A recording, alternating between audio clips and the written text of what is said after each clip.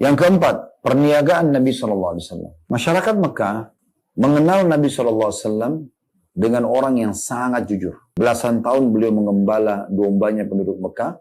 Tidak ada satupun yang terkhianati, bahkan semuanya merasa puas dengan pelayanan Nabi SAW.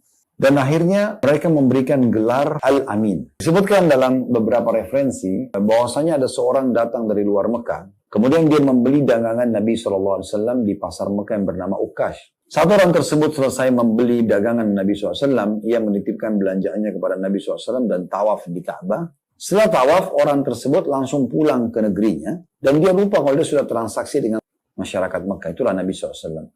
Dan subhanallah setelah 3 hari dia baru ingat. Maka orang ini pun kembali menemui Nabi SAW di pasar dan dia temukan Nabi masih dalam keadaan yang sama. Maka berkatalah orang tersebut, "Wahai Muhammad, apakah engkau menunggu barang ini dari semenjak aku menitipkannya?"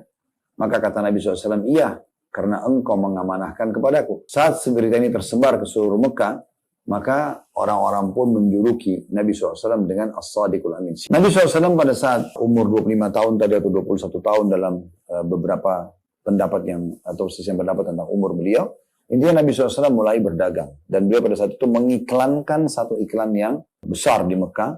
Kalau saya akan berdagang, saya akan berangkat, siapa yang mau investasi silakan. Nah, kasus ini membuat orang-orang Mekah pada berlumba-lumba menginvestasikan dananya kepada Nabi SAW. Dan saat itu Nabi SAW punya satu strategi yang sangat menarik. Ya. Yaitu beliau beda dengan pedagang-pedagang umumnya. Pedagang-pedagang Mekah, mereka membawa uang cash, emas dan perak menuju ke negeri Syam. Setelah tiba di negeri Syam tentunya, baru mereka beli barang dagangan, lalu kemudian mereka bawa lagi ke Mekah, lalu jualan. Nah seperti itulah kurang lebih. Nabi SAW tidak melakukan itu.